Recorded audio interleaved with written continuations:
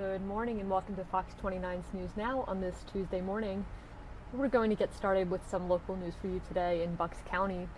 Prosecutors want bail revoked for a man accused in a series of explosions in Upper Bucks County last spring. They say David Sermon Jr. violated his bail on bombing charges. Fox 29's Steve Keeley filed this report. It's been 12 months since 31-year-old David Sermon was arrested for what were many mysterious middle-of-the-night bombs blasted along the rural roads of Upper Bucks County.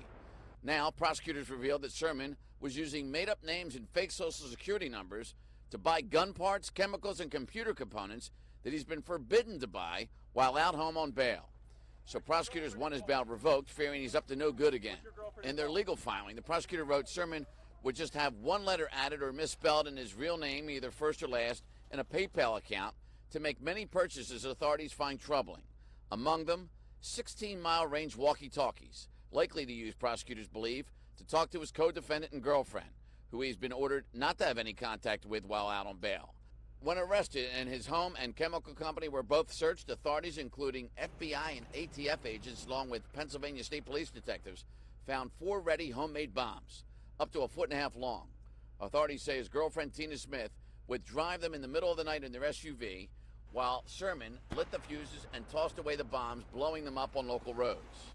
Now, the conditions of Sermon's $500,000 bail prohibit both him possessing chemicals and guns and contact with his girlfriend, Tina Smith, all of which prosecutors say Sermon has done while released on his bail. If all that wasn't enough, after authorities were able to analyze the computers, phones, and tablets seized from Sermon's home and business in their search warrants, they then found lots of child pornography, they say. And so they then rearrested him and recharged him with possessing the child pornography. Then he got released on a second $500,000 bail. So he's free essentially on a combined $1 million bail. And the conditions of that second bail is that he have no electronic devices that can get him on the internet. So prosecutors allege his buying computer parts violates that second bail as well. And among the things they fear he could do, build his own 9mm Glock handgun, because among the purchases, Glock gun parts and a 3D printer, which would allow him to make a gun, they believe. Sermon's defense lawyer says prosecutors are badly misinformed, and it will make that argument in court this afternoon. In Doylestown, Steve Keeley, Fox 29 News.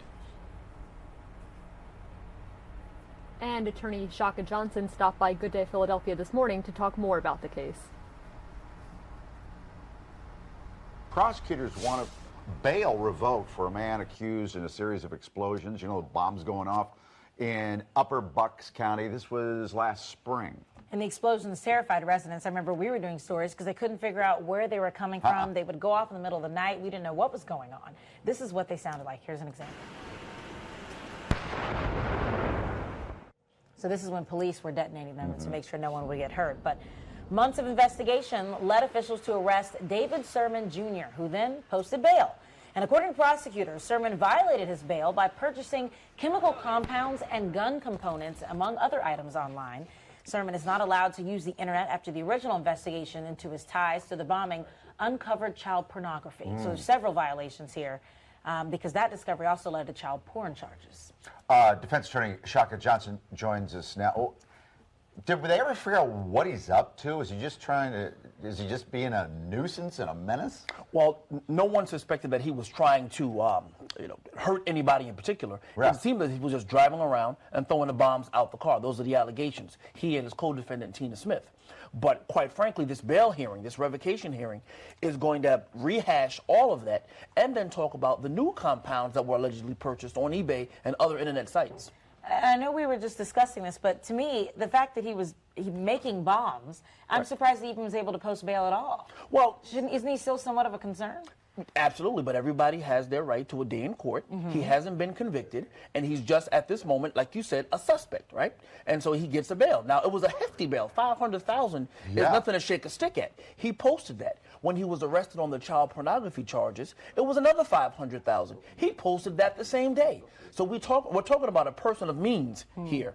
And now he'll probably have his bail revoked because it would seem that no financial bail can keep him from being a menace. So instead of trying to get himself out of this, what does he do then? He goes and tries to buy more chemicals? The allegations are that he has used PayPal to buy more chemicals, more motherboards and the computer equipment, all of which he has been specifically banned from doing as conditions to his bail. Seems like he might be trying to make bombs again? Well, people, the average person, even a chemist, doesn't order those sorts of things to their residence. Yeah. And just the fact that he was on the internet at all, he's not supposed to be on. Furthermore, he's not supposed to have contact with his co-defendant. So just ordering walkie-talkies that have a 16-mile radius, and one maybe being at her house and one being in your house, it would seem on appearances, while we're not talking about like beyond a reasonable doubt standard, it would seem upon appearances, the court can't control you. So we need to sit you down, revoke bail, and you'll have to wait for your trial in custody. What a dope. And when is the trial expected to start? August 19th, this summer, end of this summer. Okay. Now, what happens to her? This guy has a girlfriend, right? I don't know if they're still in a relationship, Yeah. but she certainly at one point was his love interest, and now his co-defendant. You don't want to. Is she in trouble? Well, obviously, there's a stay away order from each other, quite frankly. Not me stay away from you, but you can be around me. Right. And so now we have walkie-talkies, and some of those items that were ordered on the internet were allegedly sent to her address as well. So the police are obviously tracking where those items were going, and there were a good number of them. All of them.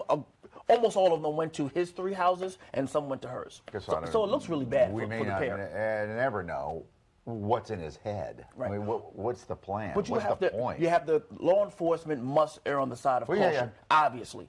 And what he was alleged to have been doing, throwing bombs, is an issue. And when we can't control you, when you won't even acquiesce to the fact that you now have an upcoming trial and you're still ordering things, we have to consider you somewhat like a public danger. We have to. Yeah, yeah. All right. Shaka, good to see you. Good to see you as well. Thank you. Okay.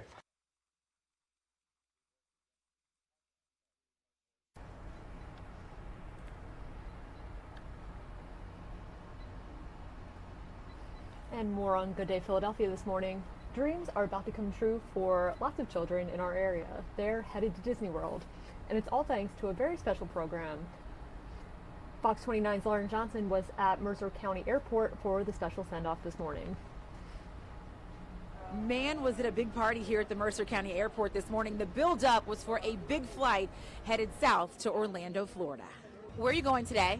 Disney World. How are you going to get there? Plane? Are you excited? Yes. How excited are you? Over the moon. Over the moon! Who else do you get to see today when you go down to Orlando? Thomas. Who's Thomas? My 25-year-old brother. That's so exciting! Are you happy about that? Yes. All of this, the work of this man, Bill Sample, a former Philadelphia police officer who dreamed up this idea back in the 70s. He was stationed in protective duty at St. Christopher's Children's Hospital when he met a lot of sick kids and their families. And through countless conversations, he learned how expensive it was to take care of these kids. So he decided he would make a difference. He took out a personal loan, gathered a small group of volunteers, and the Sunshine Foundation was born. To do something this magnitude, we're talking about a busload of kids and chaperones to go to Disney. And the Miami to come up here, fly us out is amazing. It really is. I didn't expect this. What are you most excited about when you get there? Walking around. Walking around. How's the weather going to be? Did you check the weather? Everything's going to be in the early 90s. Oh, the low 90s. It gets really hot down there. Are you ready for that heat? Yes. He's come so far. We're talking about a kid who really struggled years ago, is now an honor roll student, student of the month. He's done some really things that really are amazing. He's come so far. So he deserves this. He really does deserve this. What do you say to all the people who put this event together so you can go to Orlando today? Thank you. That's so sweet. Have fun, okay? Oh, sorry. Have a good day.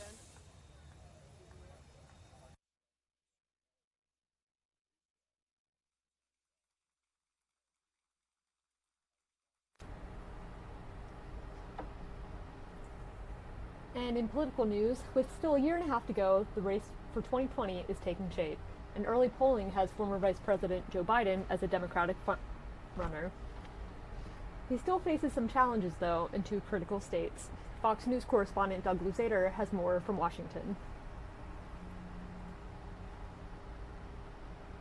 A Gallup says the president's approval number is at an all-time high. He's still underwater, though, as Democrats face some of their own challenges. Former Vice President Joe Biden is off to Vegas today, but even the odds makers there are probably having trouble with how this race is shaping up. Biden is a strong national frontrunner. The Real Clear Politics polling average has him up over 20 points in a very crowded field. But in early states like Iowa and New Hampshire, that lead all but evaporates, and the Biden versus Bernie Sanders battle is gaining traction. There's tension between those two campaigns already, and there's opportunities for others. So it's going to be a real battle out there. Our country, needless to say, is doing fantastically well. President Trump just yesterday bragging about the economy. Nothing new there, but his own numbers are getting some attention as well. Gallup shows him at a 46% job approval. Still underwater, but that's a new high for the president. And as far as 2020 is concerned, the New York Times reports that House Speaker Nancy Pelosi warned her fellow Democrats against pressing for impeachment right now, suggesting a middle path. Stay in the center, she said, or Trump may contest election results. I have every expectation that if this is a close election, whether it's a Democrat or Republican, the lawyers will be involved. It will be acrimonious. We have been there before. The 2000 election was a thing. So both sides, of course, looking for a big margin in 2020. President Trump heading to Florida tomorrow for a big rally. In Washington, Doug Luzader, Fox News.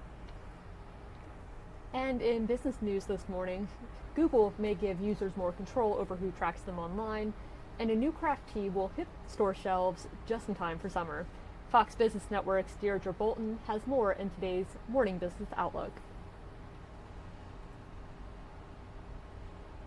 Stocks closed lower on Monday on U.S.-China trade fears. Losses had been sharper, but as the session went on, investors bet that leaders from the world's two largest economies would be able to find common ground.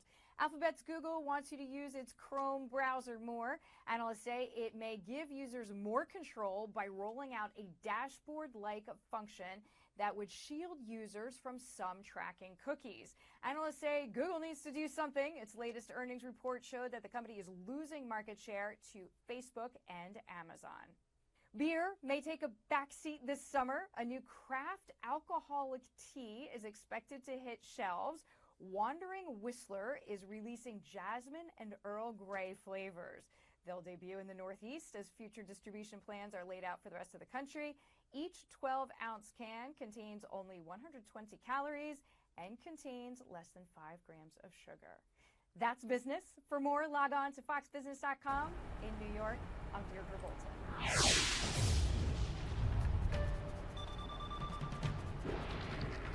And moving on to your Fox 29 Weather Authority. The Philadelphia area is slated for a sunny and warmer Tuesday with temperatures nearing 80 degrees.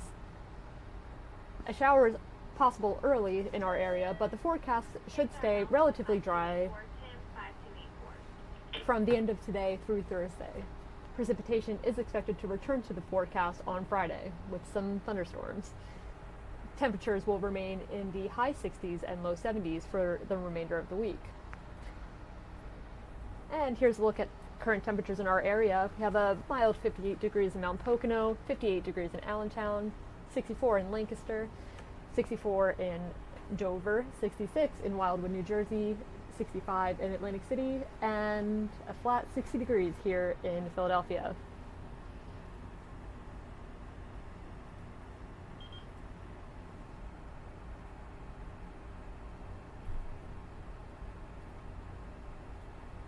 And moving on to our 7-day forecast.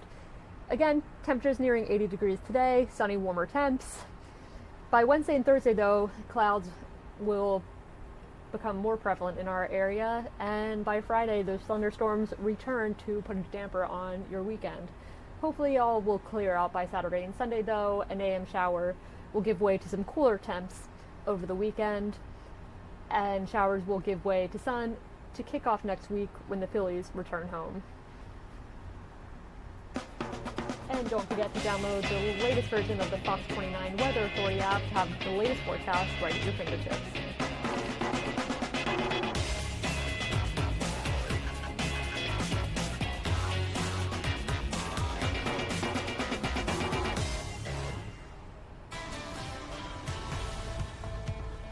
And developing in local news this morning,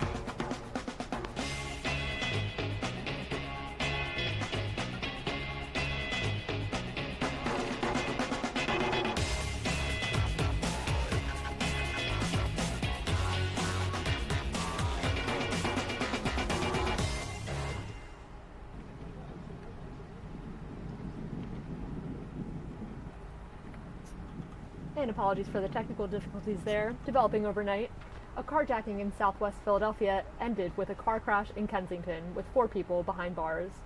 Police say just before 10 p.m. on Monday, a man was carjacked at gunpoint in front of his home on the 6400 block of Elmwood Ave. A cell phone belonging to the man's daughter was still inside his Chevy pickup, which police used to track the vehicle to Kensington. The carjackers were arrested after crashing the truck on East Tioga Street. Police also recovered a stolen gun from inside the truck.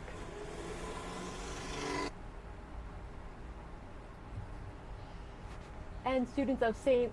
Laurinaitis in Fishtown will miss class again today. The school closed yesterday after stones began falling overnight from the parish's crumbling church nearby. School leaders are waiting for reports from structural engineers to see how to proceed.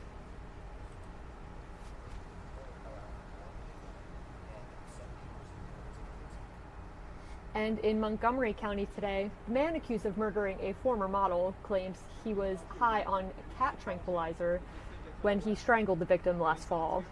The trial for Jonathan Wesley Harris began yesterday with disturbing testimony. Officials say he strangled 36-year-old Christina Kraft in her Ardmore apartment in August after meeting up that night in Center City. Police say Harris beat and strangled Kraft before jumping from an apartment balcony and running off.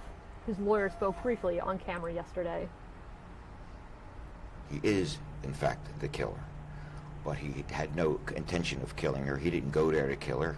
They went, they did what they did, and I don't want to say too much because I'd rather save it for court. His attorney also says Harris was angry because Kraft refused to pay for and hid a bag of cocaine worth $1,200. The trial is expected to wrap up before the end of the week.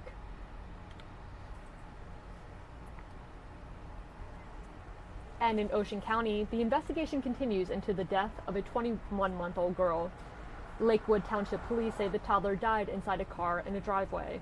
The circumstances of the child's death have not been released, but we do know EMTs tried to revive the child and could not. Police are questioning her parents.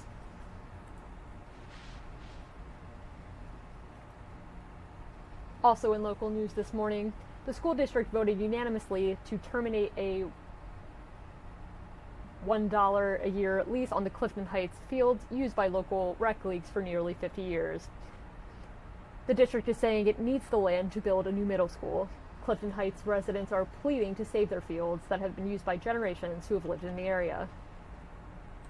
Last night, parents for and against new construction voiced their concerns. My dad was born and raised in Clifton, and right now, he's probably rolling over in his grave because you guys are taking our field. We need leaders who've been elected to make the decision for the hundreds of children, thousands throughout the district who are going to benefit from this new school. The Upper Darby School Board assures once the new school is built, rec leagues will be able to use the new facilities. A new middle school in Clifton Heights will be a modern learning environment and enhance the Clifton sports program with new fields.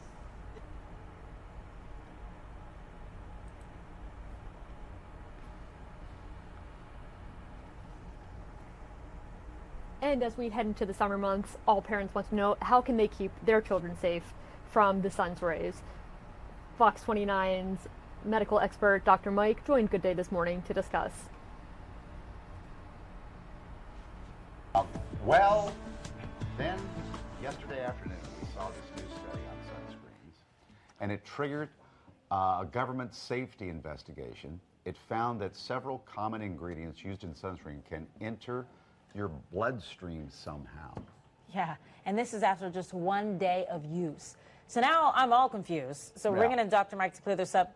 Should we be using sunscreen? Absolutely, but you have to think about this. Now, this is unprecedented. The FDA is not a research organization. They did a research study on this and, in fact, had given an ultimatum to manufacturers that by November, you need to provide safety data with sunscreen. Now, what they found was that certain sunscreens that contain chemicals like oxybenzone actually get absorbed into the body. They get into breast milk. They get into all kinds of body fluids. And so there's a little bit of concern because we don't know what the long-term effects are. Now, what I'm telling everyone is you need to use sunscreen, but use a blockade type like zinc oxide. Zinc oxide does not get absorbed. In fact, in checking with CHOP and pediatricians, they recommend this for kids because you don't want to get this absorption. And there's been talk about this, but it's finally kind of hit the fan, if you know what I mean. So you would go with the zinc, which is a complete blockage. Right. So this is, I have two products here, same company, same SPF. And basically one has zinc oxide and the other is the the heck is it? Anyway, oxybutone, something like that. Oxybutone. So it says it the pretty, bottom line is, you don't have to look on the back in the small fine print. It No. says it right front and center. zinc oxide, zinc Because oxide. it says sheer zinc. Yeah, right there. It's and this is a new product. I don't work for Neutrogena. Sheer zinc. This is the stuff that you see that lifeguards would always put on their nose, you know. I mean, just a big white blockage. Right. You're not going to get a tan or anything. Right. Which is fine. Right. You don't want a tan. And if you go out in the sun, you need to make sure that you use sunscreen. But in my humble opinion, with what I know since yesterday, I would use zinc oxide on your kids, you, your family, and everyone else. I would not use this other kind of sunscreen because the study shows that it gets absorbed. And we're going to learn more about this as time goes on. But the FDA is getting very nervous about this. To do a study by the FDA is very unusual. Yeah, it really is. Okay. All right. We'll keep an eye on it. Yeah, Thanks thanks Dr. for letting us know. The best thing to do is look like me and be pale. I scare young children with my legs when I go to the beach. They think something died. Not just young children. Oh, well. And more on Good Day this morning. Royal baby fever is here. Meghan Markle gave birth to her first child yesterday to much fanfare. Good Day talked all things royal baby this morning. Prince Harry looked every bit the proud papa yesterday when he met with reporters. Look at that nice little That's graphic. fancy. Yeah, royal baby. So do we have a little sound bite from the hair? I'm very excited to announce that Meghan and myself had a baby boy early this morning, a very healthy boy. Mother and baby are doing incredibly well. It's been the most amazing experience I could ever possibly imagine. I'm so incredibly proud of my wife, and as every father and parent would ever say, you know, your baby is absolutely amazing, but this little thing is absolutely to die for. So I'm just over the moon. Yeah, he is giddy. Oliver, our guest here, Oliver St. Clair Franklin, the honorary consul of the United Kingdom of Great Britain and Northern Ireland as well. Thank you for coming in. Of course. Thank you very much for Yeah, saying Alex was just commenting. He did seem giddy. He was and giggling. A lot of Brits are kind of reserved. Well, most Brits are reserved, but if you're in the room and you see your wife deliver a baby, you realize as a man you couldn't do it. Oh, that's the first thing he said. I don't know how You to do just it. can't do it. Yeah. And so he is, you know, the new generation of royals showing emotion, showing happiness, you know, opening themselves up to the public. So I think it's a great thing. It's kind of a big deal here, but it's a massive deal over there. This is so huge. For the first time in British history, a senior member of the royal family will have an American mother and a biracial mother as well. And so this is huge for the Brits. It's the best thing for them, but it's really huge for them. They're pretty excited. And you said it was, what kind of a holiday was it? It was a bank holiday yesterday. So people were home? People were home. So there's an opportunity for everyone. I'm sure the people that have pubs did very well. Yes, and say, how many people are showing up to work this Right, morning? exactly. No, are you serious? People would go out and raise a cocktail or a People would go out. pint? I mean, there's a mystical relation, the royal family, to the history and to the identity of the British people. So, and also it's good news. I mean, what's the news? Brexit, right? Yeah. Things aren't working well. You can't make up your mind. And all of a sudden, you have a young prince being born, and it just takes people out of their everyday. Everyone can rally around Yeah, new everyone life and a new understands baby. it. But on the other side of it, though, this baby is probably never going to, be the ruler. Well, the or baby king. won't ever be the ruler, possibly, but the baby will be so close because it'll be his cousin that'll be king. Oh, because it's what, number 7? Number 7. But Chuck's in line now. In line now. Mm-hmm. Then you got Bill. Right? Billy, Georgie. George, Charlotte, Yeah. Louis, Harry, and baby Sussex.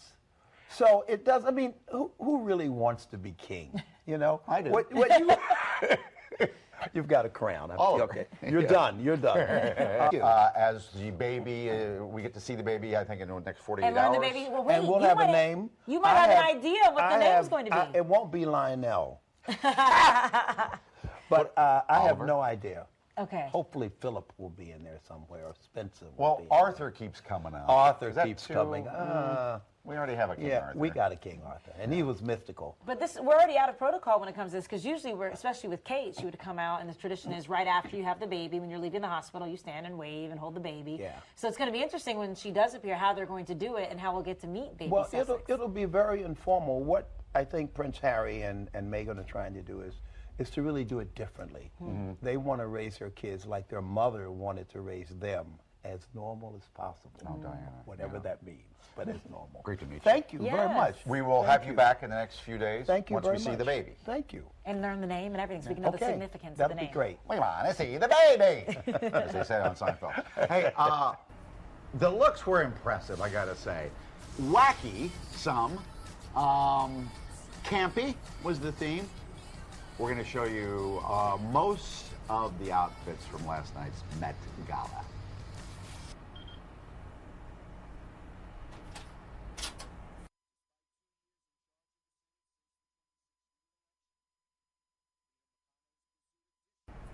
And more on Good Day. If you're a fan of tater tots, we have the food truck for you.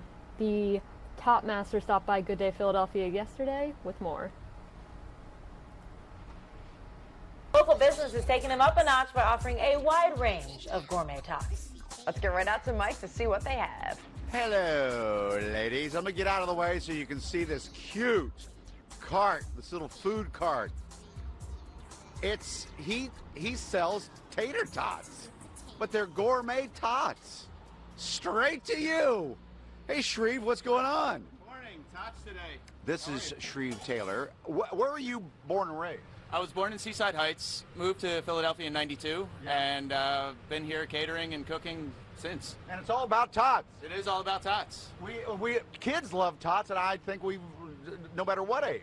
They are, and all these are kid friendly. We have plain, we have our beer cheese that we're known for, but they're good for kids. We cook the alcohol out, we cook it up nice. It's Jules' homemade recipe that she can't wait to get it out to the public. She's been in business for 6 years. She graduated Temple. Who is she? I'm sorry, Jules Chris. She opened this 6 years ago. And you've taken over? I have not. I've partnered up with her. She Okay. needs to get this out, catering. She wants to do after bar mitzvahs, after weddings. We can do all this. We can do full service catering. Can you put that stuff down so I you can sure hold this can. microphone? All right. Now, what is this one here on the end? There we have the plain. It's Just plain. just tater tots, the original. We have That's tater tots. bacon and beer cheese, half loaded. Oh my God. We have garlic parm, our G parm, Right. our Philly cheesesteak, with or without. Let me try this one down Sure. here. I can hold this if you want. So that's got plenty of cheese on it. There you go. Oh man, that is smothered in bacon. Bacon's That's good. really good. All right, let me try the cheese steak here. Now, do you have people coming up to you all the time and saying, "Hey, show me your tots"? We do. All I have to do is give them a nice tater tot. Here we also have one more. This is our gluten-free option and dairy-free. It's our Krabby Water. It's Old Bay seasoning with a little bit of vinegar. It's delicious. Let me try that one. Please. Oh, I really like that one. That's not, where do you normally hang out? Well, right now we're doing festivals and after weddings, but we have things in the work that we're very excited about, and we can't be happier to be a staple in Philly. Wait a second. People bring this cart to weddings? They do. After weddings, as you're going out, have a little bit of tots, and on your way home. It's fun. It happens. That is really fun. So, do you have a website, or how do I get a hold of it? Instagram, website, thetotcart.com. It comes up Google very easily. And we're here for full service catering and anything you need. Thank you for showing me your tots. Thank you. Appreciate it. Good day. You taught to try this. Ha ha. It has a ring to it, I'm just saying. Look at his face. I know, right? Thank you, Mike.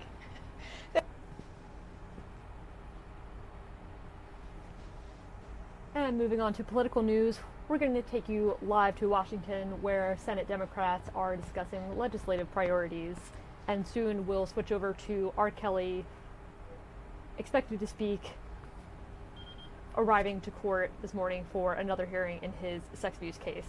But for now, Senate Democrats.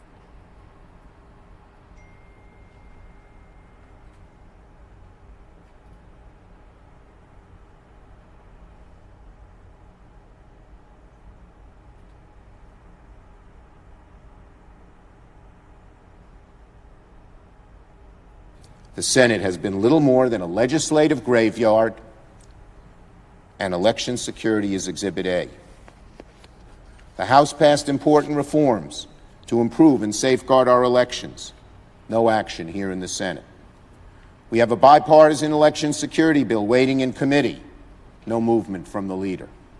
So long as this place remains a legislative graveyard, we're rolling out the welcome mat for foreign adversaries, not just Russia, Iran, Turkey, North Korea, China, to interfere in our elections. We are essentially encouraging a sequel to 2016 because the leader is sitting on his hands, because the leader is presiding over a legislative graveyard on election security and just about everything else. What about bipartisan background checks? What about paycheck fairness? What about election reform? What about even the Violence Against Women Act, which passed the House with 33 Republicans? None of those are being put on the floor so that we can act and debate. Later this morning, my friend Senator Udall will come here to the floor to press our Republican friends to take up this bill and shed light on the fact that it includes long overdue reforms to protect Native American women. The House is moving on legislation this week to protect our health care law and protections for Americans with pre-existing conditions from the administration's efforts to destroy those protections. There is no reason for Leader McConnell, who says he wants to move on, to let these bills collect dust in the Senate. Even if he doesn't love every particular in these bills, why not bring them to the floor to debate and amend? Surely we could find a way to agree on issues. 95% of Americans agree on every one of these. But the Republican Party and Leader McConnell is so in the grasp of powerful special interests and lobbyists from the hard right that they're afraid to move any of this.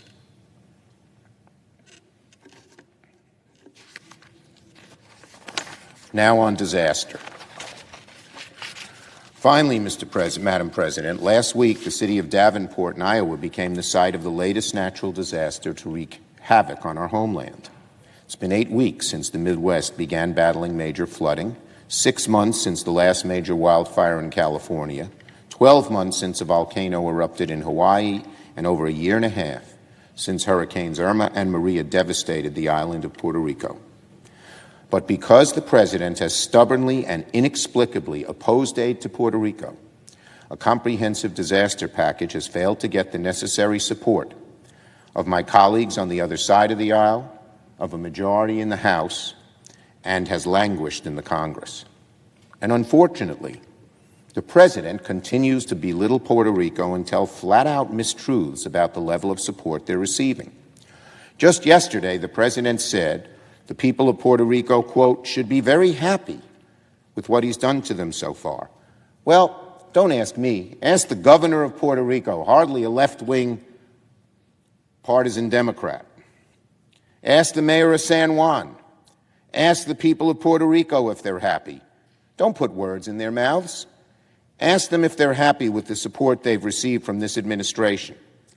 Ask them if they're happy with HUD missing its own deadline to advance the release of $8 billion in disaster mitigation funding last week. Ask them, Mr. President, and you'll get a much different answer. No one in the Puerto Rican community is happy with the way this president has treated the island with its 3 million American citizens. He's treated them with contempt. It needs to stop. So, President Trump, if you want to help the farmers in the Midwest, be fair to everyone. You can't pick up and choose. Some of them say, oh, the Puerto Rico isn't spending its aid well. I heard that when we wanted Sandy money for New York. You can say that about any region. In an emergency, no government program will be perfect, but that's not a reason to hold back the money. Instead, send the money and have some oversight. But help the people. They need it. You can't pick and choose which Americans to help. I'd say this to President Trump. As our president, you must represent all Americans, not just the ones who voted for you. I yield the floor.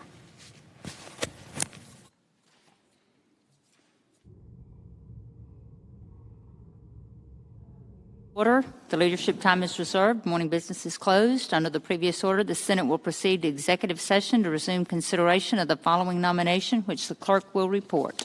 Nomination, the Judiciary, Joseph F. Bianco of New York to be United States Circuit Judge for the Second Circuit.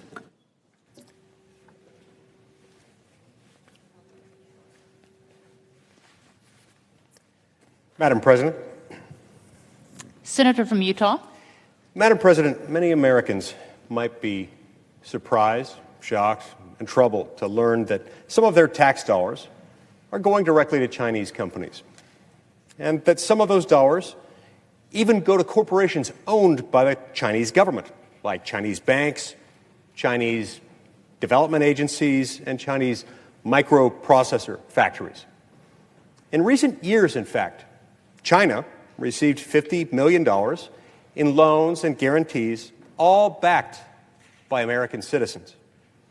Taxpayers would be right to be puzzled and concerned about why their hard-earned money is subsidizing Chinese state-owned companies. Now, to be clear, we're not talking about voluntary investment from American businesses. We're talking about the backing of the United States government. So how is this the case, they might ask? Why on earth would we do this? Why is this happening? The answer, Madam President, has to do with the very institution to which we're going to be trying to confirm nominees today. The Export-Import Bank, or EXIM, as it's often described, was created during the height of the Great Depression to help U.S. exporters when they were desperate for customers and foreign markets lacked the capital to finance trade. And it was conceived particularly to help small businesses to be able to compete, as many of its current proponents still claim, still insist to this very day. But for decades, the institution that is the Export-Import Bank has unfortunately been used as a giant tool for corporate welfare. EXIM has operated to benefit the wealthiest and the most politically connected businesses in America, as well as their overseas clients and, believe it or not, foreign governments. Like Bolling, for instance. Look, it's no coincidence that EXIM has been nicknamed Boeing's bank. When EXIM financing was at its peak, Bolling received 70% of all Export-Import Bank loan guarantees and 40% of all EXIM dollars. Other large corporations that have benefited, well, they include General Electric, John Deere, Caterpillar, and other industrial giants. Hardly businesses that are unable to get financing elsewhere. Hardly businesses that fit within the category of what the biggest proponents of EXIM claim need EXIM to exist in the first place. In fact, while EXIM claims that 90% of the businesses to which it provides support are quote-unquote small businesses, when you dive into those numbers, the numbers tell a somewhat different story. They show that small businesses received only about 25% of EXIM dollars. That doesn't even touch the fact that in 2014, Caterpillar and Boeing were the first and fourth largest recipients of so-called small business funds from Ex-Im. So if Boeing and Caterpillar, great U.S. companies that employ tens of thousands of hardworking Americans and make good products used by people all over the world, but if they can be considered small businesses, it makes you question the vernacular used by Export-Import Bank proponents. Now, looking at the bank's track record as a whole, only 0.5% of all small businesses in America actually benefit from export-import financing. Very small tip of a very large iceberg, very small portion of all business enterprises in the United States. Why then do we have one entity that's set up to provide such a large benefit to so few businesses? It makes one question. And it's a similar story on the foreign side.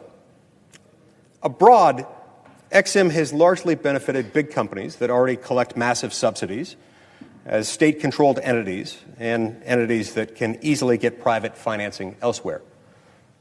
The number one buyer of exports subsidized by Ex-Im between 2007 and 2013 was Pemex. For those not familiar with Pemex, this is the notoriously corrupt petroleum company owned by the Mexican government. Pemex, which has a market cap of $416 billion, received more than $7 billion in loans backed by U.S. taxpayers. Why?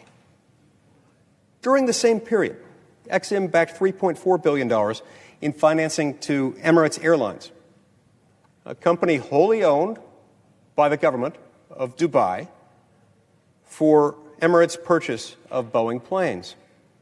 Indeed, a large share of Ex-Im financing has historically gone to foreign airlines and to foreign energy companies, businesses that are in fact competing with American companies. Now, not that there's anything wrong with competition. It's great. Competition ought to exist. Competition improves quality and it brings down prices.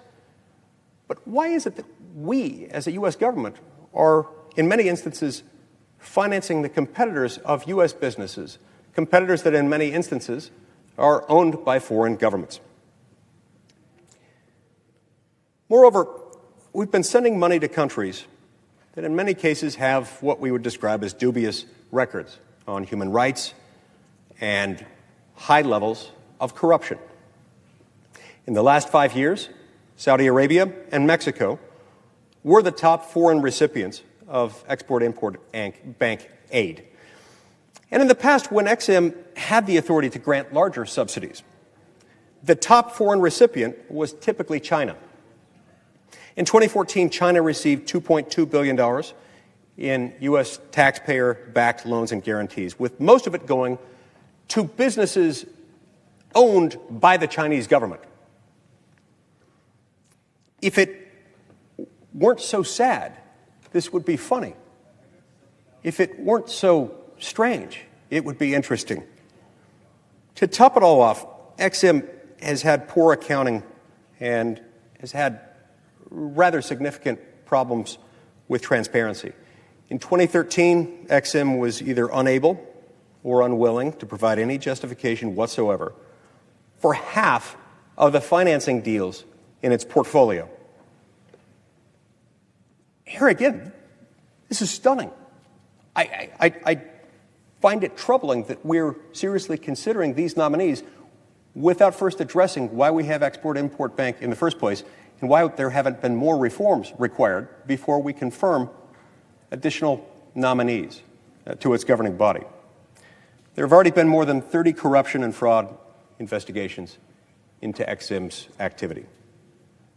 Now, thankfully, Congress put a check on some of Export-Import Bank's power back in 2015 when we allowed the board's quorum to expire. And thus, we capped its ability to make deals larger than $10 million. In the past few years, 66% of Ex-Im's loans have actually gone to small businesses instead of the Boeings and Caterpillars, compared to the 25% that went to them before. And it turns out that the big businesses have been doing just fine, even since those limitations kicked in a few years ago. In fact, some of them, many of them, are doing even better than before. Last year was Boeing's best year yet, with exports making a particularly strong showing. As Boeing itself admitted, it had, quote, robust private sector financing. And according to reports in 2017, there were unprecedented levels of competition among lenders and insurers to finance aircraft exports. So it turns out, Madam President, that when the government leaves a profitable line of business, private business enterprises do, in fact, compete in a marketplace to take its place. And as it turns out, private businesses make better business decisions than governments. That's the lesson we need to take from this. The sky did not fall when these limitations kicked in a few years ago. And they would not fall if we continued additional reforms, or even, I would dare say, if we phased out the Export-Import Bank altogether. Furthermore, with the decrease in XM subsidies, U.S. exports have actually risen slightly. Between 2014 and 2018, exports rose from $1.7 trillion to $1.8 trillion. Yet today, the swamp strikes back. The prospect of confirming 3 nominees to the XM Bank, thanks to the nuking of the Senate rules a few weeks back, suggests Boeing's bank will, in fact, rise from the grave to resume its long history of fraud, corruption, abuse of power, and government manipulation of the marketplace. We do not need to further empower the rich and politically connected companies that are already flourishing, Madam President. That only undermines trust in our government, which is supposed to protect taxpayers from corruption.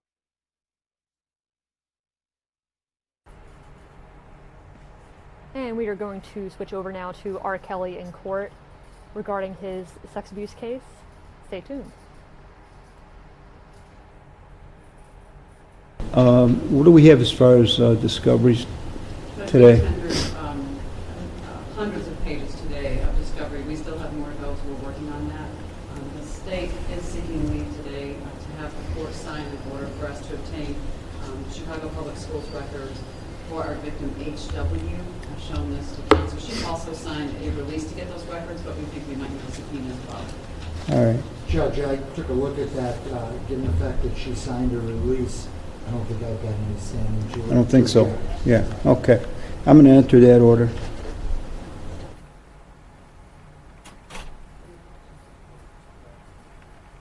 Okay. What else do you have? What else does the state have today regarding discovery? We've tendered everything already. Okay. Judge, as far as what they tendered today on 2 of the cases, they tendered bank records, lawyers' documents from supposed, I would call them extortion efforts that took place, settlement agreements, and so forth. Which case is that on? Just so we got it clear for the record. Do you know? It's JP. I mean, was it delineated or not? It is. Judge, one of the cases, I can tell you on one, it's 2760 and 2759. So 2759 is the person they're calling HW who filed a civil lawsuit disclosing her own name, and that's included in here. Okay. And the other is the case that they're referring to as JP, who wrote a book disclosing her own name. Those are the 2 cases. What we don't have, and we need still, is we did file a motion for texts, emails, and so forth regarding Mr. Avenatti, the state's attorney's office, between all of them. Now they said they're going to preserve them, and my understanding is that they're going to be produced. And I just want to, so we aren't filing a reply at this point. Is that correct? They're going to be produced? I think we need to talk about that. Okay, here's what we'll do. Talk about it, okay? And then if you can't reach a resolution on that, and you feel that that information is relevant, I want you to file a motion. I did file a motion, Judge. I know, but you need to supplement it. It was pretty, Okay. it wasn't really very specific. It had a lot of generalities, but I need to know specifics.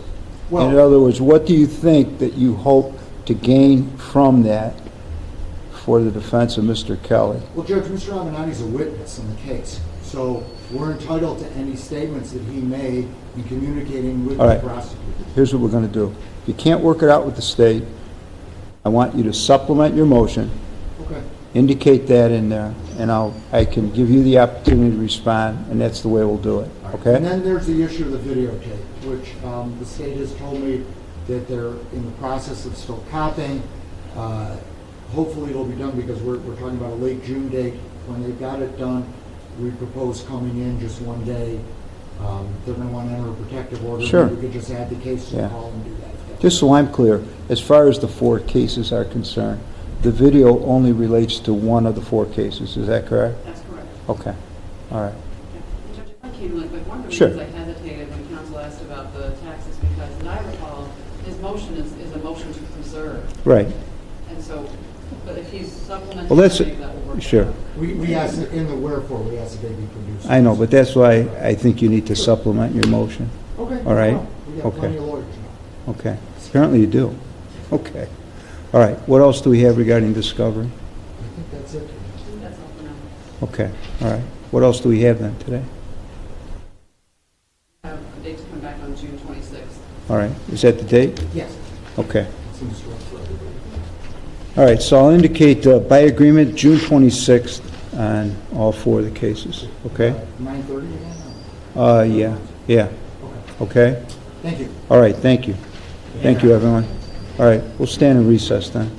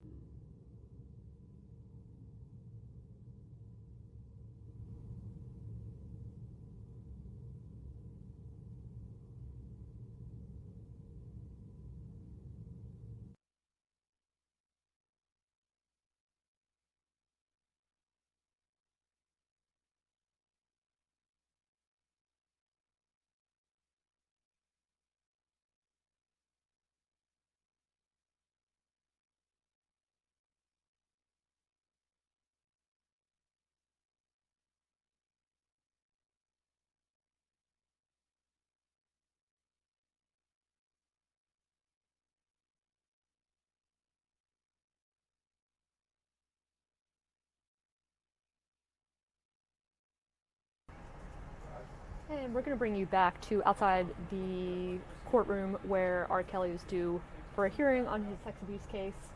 Stay with us.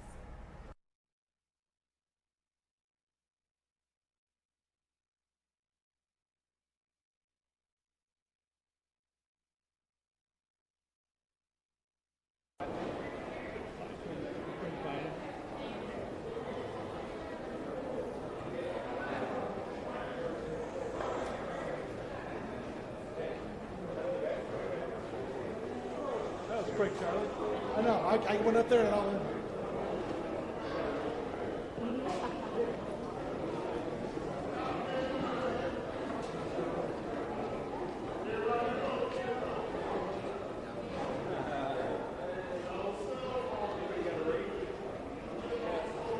Found it. you mind? Could somebody raise this rate?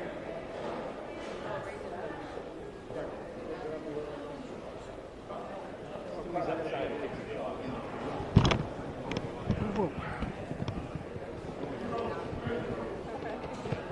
You got that power, right? That went over good.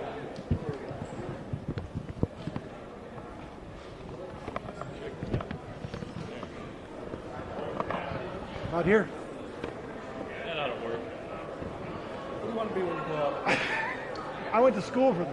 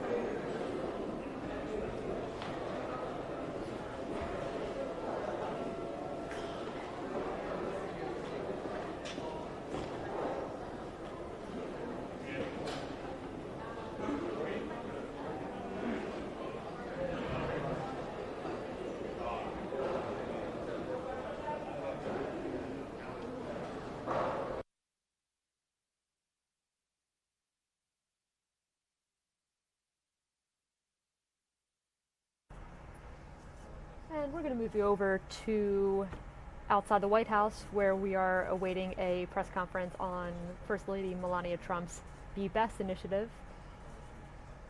Stick with us.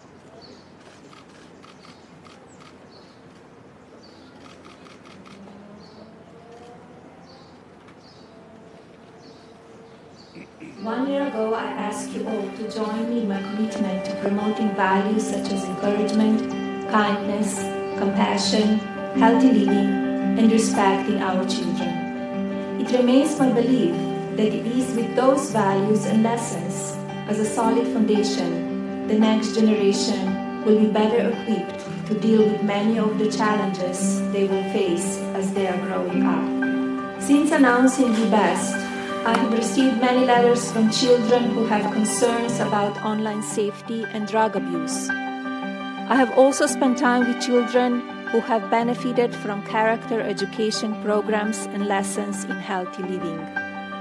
As I said at my campaign launch a year ago, I'm here with one goal, which is helping children reach their fullest potential so they can grow up to be happy, healthy, and to contribute positively to society and the world. With that goal always in mind, we must continue our work to do all we can to affect positive change for our children. Be Best has 3 pillars: the well-being of children, online safety, and combating opioid abuse.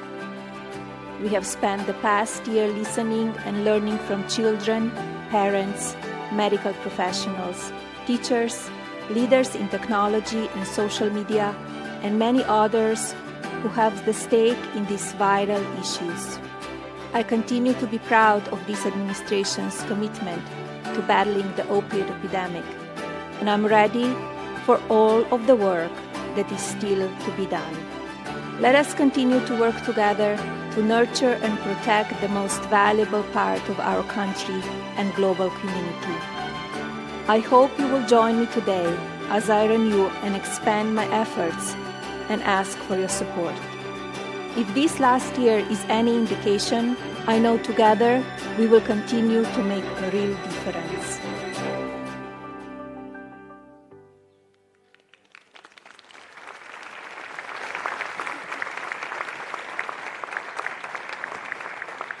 Ladies and gentlemen, the First Lady of the United States, Mrs. Melania Trump.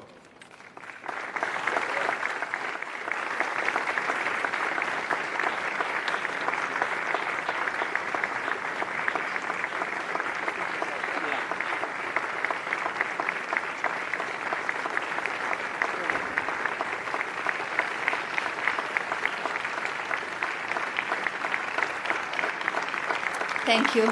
Good morning. Thank you all for having been here today.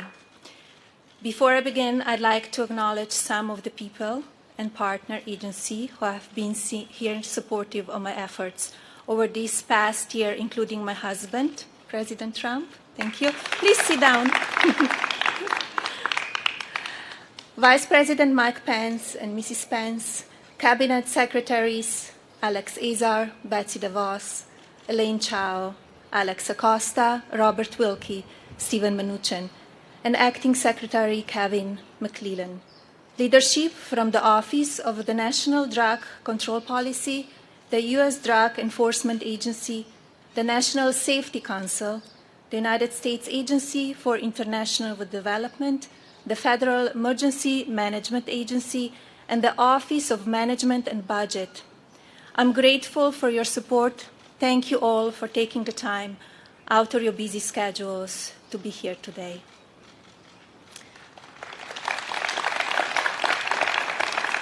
I'd also like to recognize some of the organizations that have traveled to be here today and have become true partners with my office.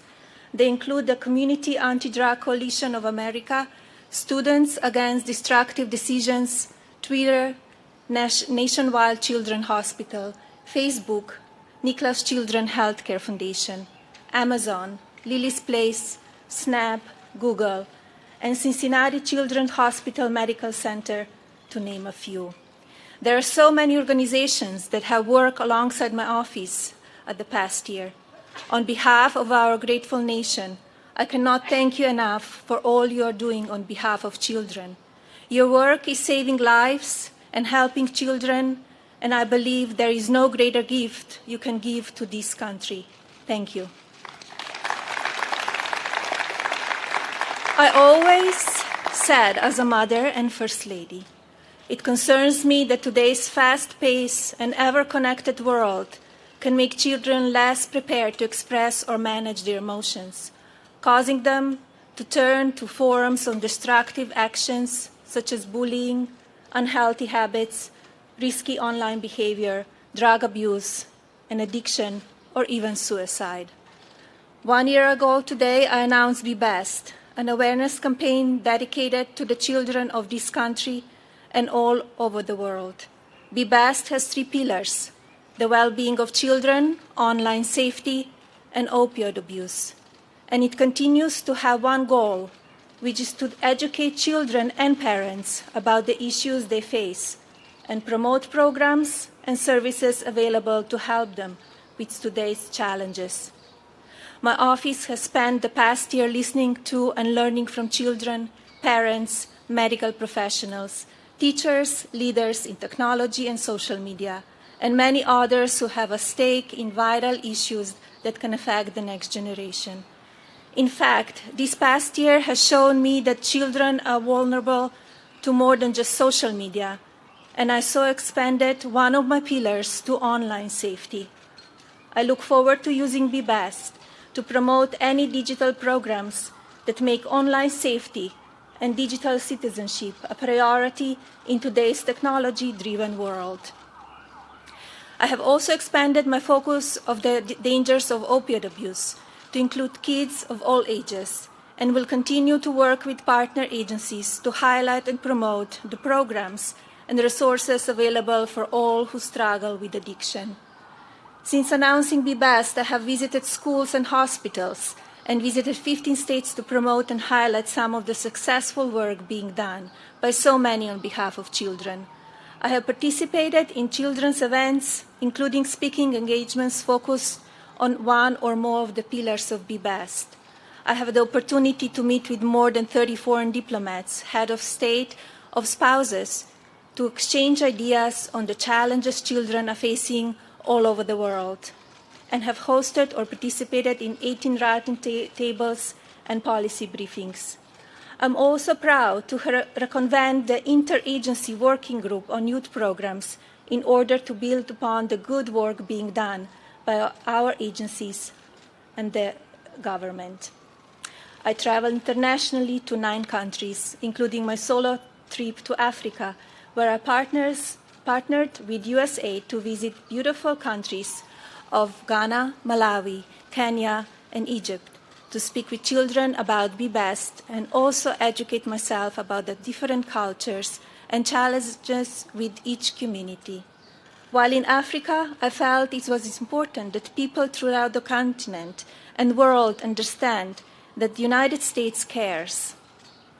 It is a fact that our own country is safer and stronger when people across the globe have opportunity, when our trading partners are flourishing, when nations around the world can withstand crisis, and when societies are freer and more democratic. I'm thrilled to see the ambassadors of Malawi, Kenya, and Egypt, and the Minister of Embassy of Ghana in attendance. Thank you, each of you, for being here today.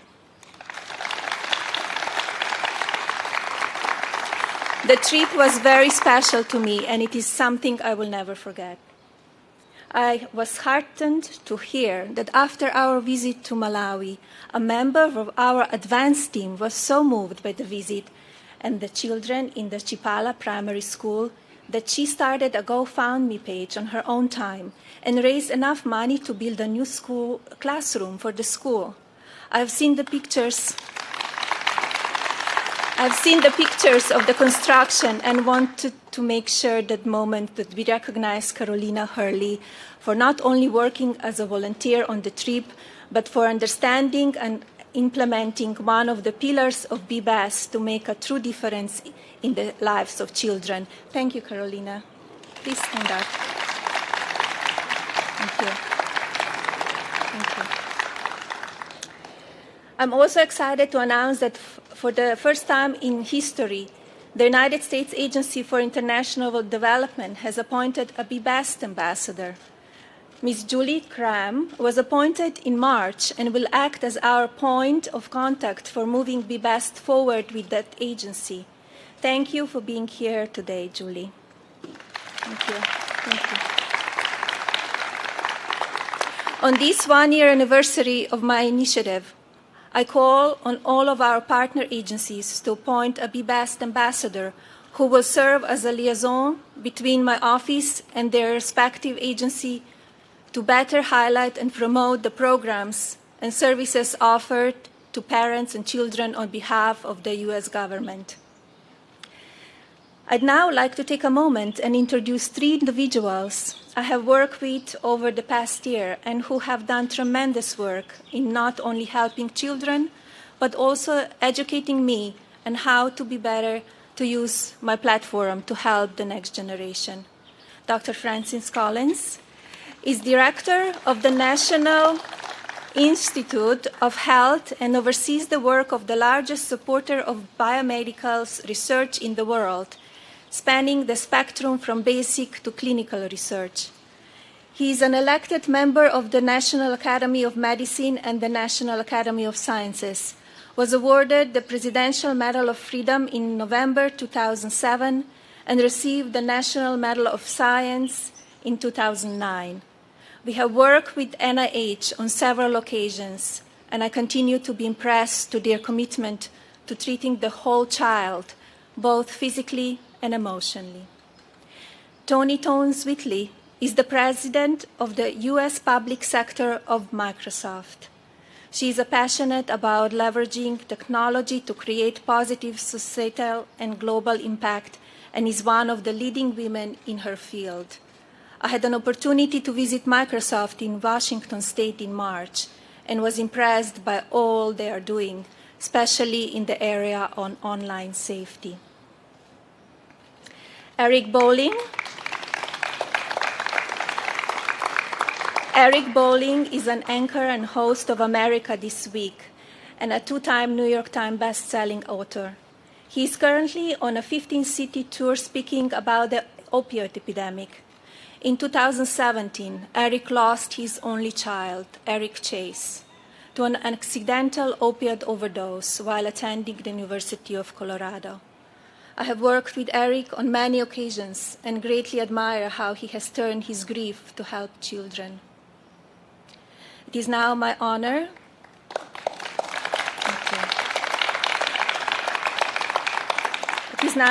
to ask Dr. Collins to say a few words, followed by Mrs. Toni Whitley and Eric Bolling.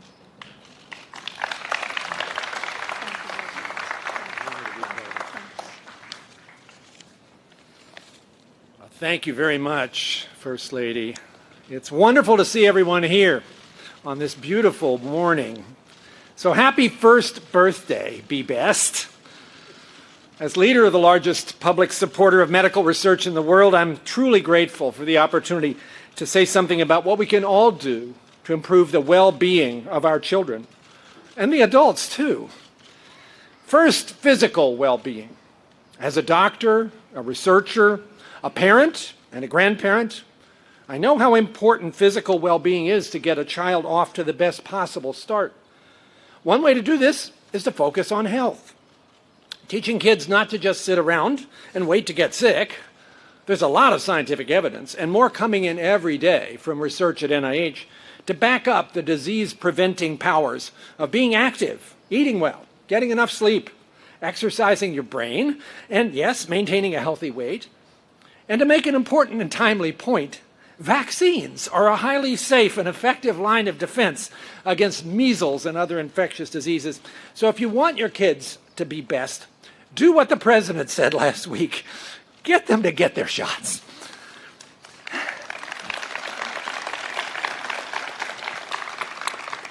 Yet despite the best prevention methods, illnesses still happen. I'm glad to report that truly innovative treatments are available for a growing number of conditions, with even more advances on the horizon. Take the example of Amani, a teenager with sickle cell disease who presented a necklace to the First Lady during her visit to the NIH Children's Inn on Valentine's Day. I'm very pleased to report that Amani is here with us today after undergoing a bone marrow transplant from his sister aimed at curing his life-threatening disease. He's doing great. Amani, would you stand up, please?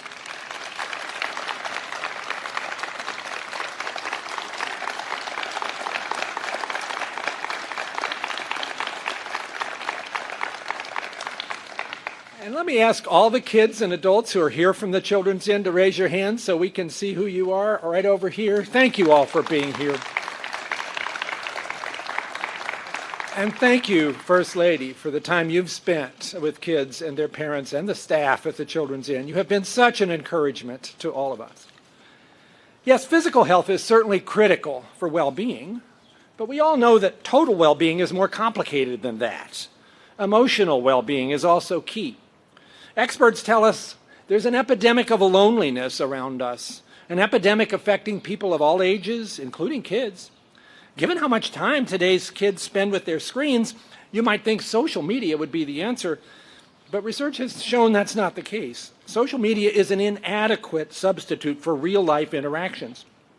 I watched the First Lady model the power of in-person caring when she helped Amani and the other kids at the Children's Inn decorate cookies and make cards. That was real-time kindness in action. We need more of that. Last but not least, I firmly believe there's a third component to total well-being, spiritual well-being. In order to live life to the fullest, children and adults should be encouraged to look beyond themselves and what they can see directly in front of them and ponder some really big questions. Questions like, why are we so moved by beauty? What is love really all about? Why do we admire selflessness and personal sacrifice? What is the basis of our commitment to moral behavior? And what, if anything, is the meaning of suffering, which we know will happen to all of us sooner or later? For me, faith provides answers to those eternal questions. My hope is that faith will encourage and provide comfort to others too. So the bottom line, to help every child be their best, we need to cultivate their physical, emotional, and spiritual well-being. On behalf of NIH, congratulations to the First Lady on what Be Best has achieved so far. We will be right there alongside you as you move ahead. Thank you very much.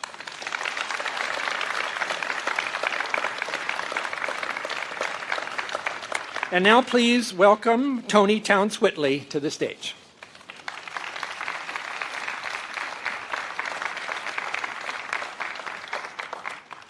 We're a team up here, and it's hard to follow that one, Dr. Charles. Listen, I'm delighted to be here today and to celebrate the one-year anniversary of Be Best. Thank you so much, Mrs. Trump, for your work to raise awareness and the importance of online safety. Microsoft has been committed to the principles advanced through Be Best, protecting children, teens, and individuals online for the last 2 decades. We take a 3-pronged approach to online child safety. First, creating easy-to-use tools for parents called family settings. These include even an online timer that helps parents manage the amount of time their children spend online. We invest in consumer and customer education and research, and we collaborate with advocates and NGOs and industry partners, as well as governments, to develop solutions and to share our best practices. Look, while we're making progress, there is still so much more we all need to do together to support the next generation. And when I speak of the next generation, as both a mother and grandmother, I get pretty excited when I think about what we can do together. A core component of our online safety work last year included the creation of the Microsoft Council for Digital Good. These are ambassadors, young ambassadors from all over our country, committed to digital civility. And as a culminating event for their work, the council traveled to DC last summer. Imagine their excitement when our First Lady surprised these amazing young people with a visit to our Innovation and Policy Center. The genuine interest Mrs. Trump took in each council member, she listened to their ideas, she viewed their artistic expressions of online safety. It renewed their energy about the importance of the issue that they're working on. I'd like those members for Council for Good, if they're here, could you just stand for a moment so we could recognize these ambassadors?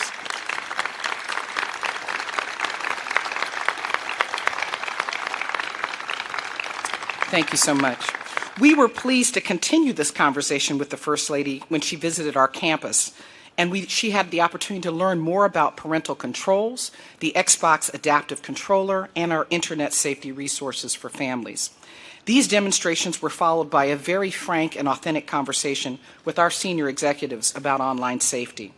Look, I'd like to once again thank you, Mrs. Trump, for your leadership and focus on shining a spotlight on digital safety and your care and your commitment for the next generation. Microsoft is also pleased to join you in this effort. We remain focused on working and partnering with others to carry this critical message of online safety forward. Thank you. And now it's my pleasure of introducing the third of this trilogy, Eric Bolling.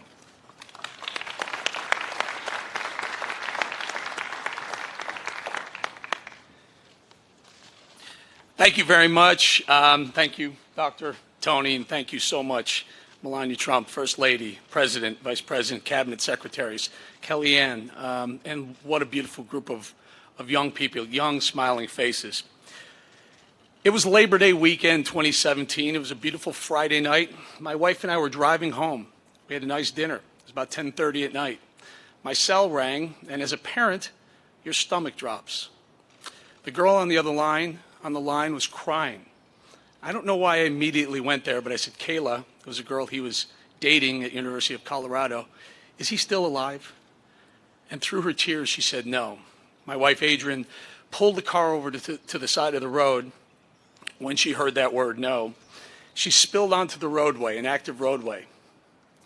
Eric Chase bought what he thought was a real Xanax tablet on campus, a mistake, no doubt. But it was a Chinese knockoff laced with a deadly fentanyl drug. He died in his sleep. The next day, President Trump called me. He said, Eric, Melania and I are so sorry. We will do what we can to help. That's about all I recall. I was in a deep state of shock. A couple weeks later, it was Thanksgiving. We were headed to the Thanksgiving dinner table. That empty seat was looming ominously. I swear to you, the phone rang as we were approaching the table. It was President Trump and the First Lady calling to send their love and support, knowing that holidays were going to be rough. They were right. Last November, I was asked to tour 15 American cities affected by opioids by Sinclair. The first call I made was to First Lady Melania Trump, the very first call. I asked if she would help bring awareness to this epidemic by joining me on tour. The First Lady immediately agreed to join the tour.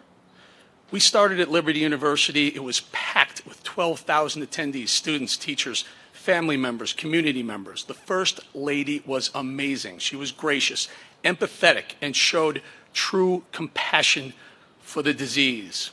The crowd adored her. I went on to D.C., then to Asheville, North Carolina. I went on to other cities, Columbus, San Antonio, Seattle, but wherever we went, the calls came in. People just wanted to tell us about the First Lady and how she was inspiring people to get help for their addictions. Then came Las Vegas, and that was a game changer. We were met by a long line of people there to see the First Lady and share their personal story with her. First Lady, Lady M, if I may, you and I were on that stage in Las Vegas. We cried. We opened our hearts. You had the courage to open up about what you talked with your son about with respect to drugs. Calls and texts immediately poured into our stations across the country and to me from parents who were finally encouraged to have that conversation with their own children. First Lady, you've raised awareness about a deadly killer. You've helped lift the stigma, which will save countless of lives going forward. Best of all, you're saving our children, our babies, as young as 10, 11, and 12 years old. We are losing thousands of them. We love them. America thanks you, First Lady. When the history books are written, there should be a special chapter reserved for our First Lady. Many First Ladies have focused on making American life better, and they have. But you, First Lady Melania Trump, have gone one step further and saved lives. In closing, I'd like to say thank you to the First Lady and the First Family. I'm honored and proud to have shared a part of your historic first term. And I look forward to continuing your work, our work. You know, God is smart.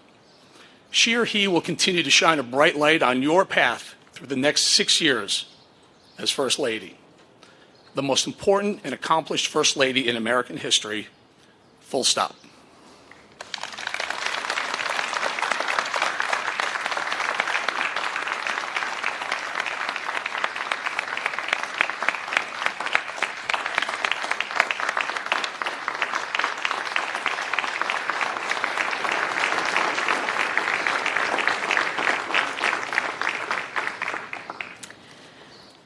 Thank you all for those kind words and for the work you have done and will continue to do to help children succeed and grow.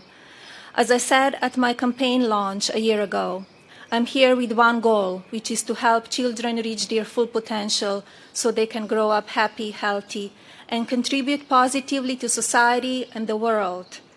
With that goal always in mind, we must continue our work to do what we can to affect positive change for our children. Through character education programs, children can learn the importance of social and self-awareness, positive relationship skills, and responsible decision-making. Once a child understands these vital skills, they will be able to live out the tenets of mutual respect, compassion, and self-esteem, and understand the impact that can be made when all of these values and attributes are made a priority. In fact, we have some people here today who I consider to be absolute examples of what it means to be best. I recently learned about the Jackson family in Minnesota and how the Farmington High School Rouge Robotics team built a personalized and modified power wheelchair for 2-year-old Cillian Jackson when all other options were available. Inspired by Cillian's story, the mother of 5-year-old Rocco Zacco reached out to Rouge Robotics for help. Rocco has a rare form of dwarfism and limited ability. Using plans donated to them by the organization Go Baby Go, the students modified another power car into a motorized wheelchair by rewiring, coding, and programming the chair's electronics, redesigning the joystick, and customized the seat just for Rocco. Over the last few weeks, the team has been hard at work, and I'm happy to say that members of the Farmington High School robotics team and their coach Spencer Elvabach are at the White House with us today to present Rocco and his parents, Kaine and Jeremy, with their new power chair. This is truly what it means to be best. Thank you for what you have done to change the little boy's life, and thank you for being here today. Please. Hello. Mrs. Trump, how are you? Pleasure to meet you.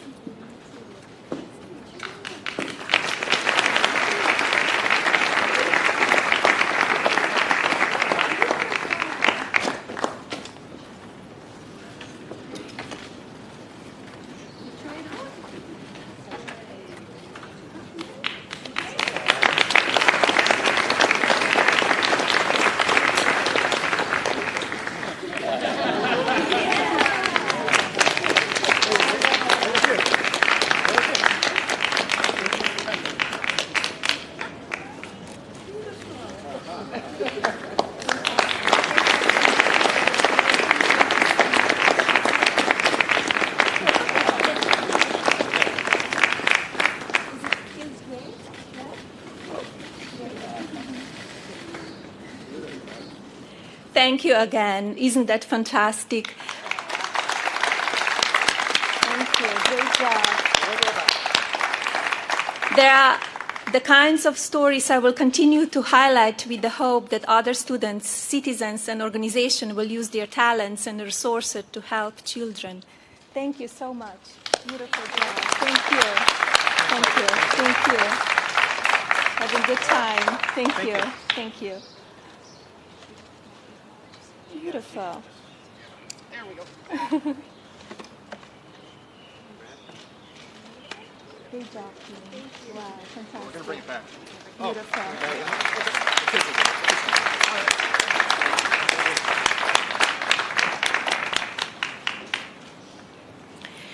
In my time as First Lady of the United States, I will continue to make every effort to promote the many successful well-being and character education programs that exist today. I will continue speaking with and learning from leaders in technology industry in order to raise awareness around the importance of safe and positive online behaviors. I will continue to work with those who are fighting the epidemic and stigma of drug addiction. I will continue to travel and speak to children directly about some of the challenges they face every day. I'm committed to visiting more schools, hospitals, organizations, and companies to promote Be Best, and speaking to children around the country and world about their ideas and concerns. I'm also excited to announce my next international trip. Details are still coming together, but we plan to travel this fall, and I'm very much looking forward to it. In closing, I want to again thank all of you for being here today and for the support each of you have given. There is still much work to be done, but when it comes to the next generation of leaders and citizens, I know we all agree that work still needs to be done. If we listen to our kids, whether it's their fears, interests, ideas, or concerns, we can provide them the support and tools they need to thrive. I ask you again to join me in my commitment to promoting values such as encouragement, kindness, compassion, healthy living, online safety, and respect in our children. My hope is that together we can be best at helping children and families find effective ways to educate themselves and become part of the solution to so many problems and issues facing kids today. Let's join together in recommitting to help children dream big, think big, and do all they can to be best in everything they do. Thank you all for being here today. God bless you, your families, our children, and God bless the United States of America. Thank you.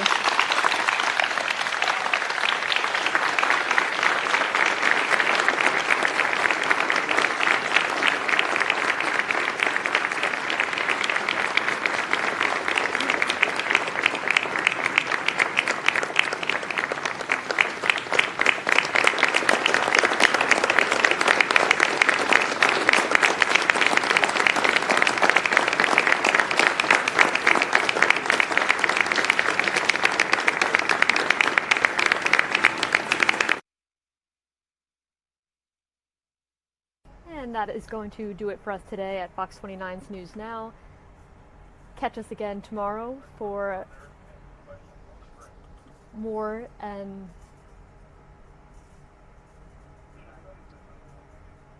thanks for sticking with us.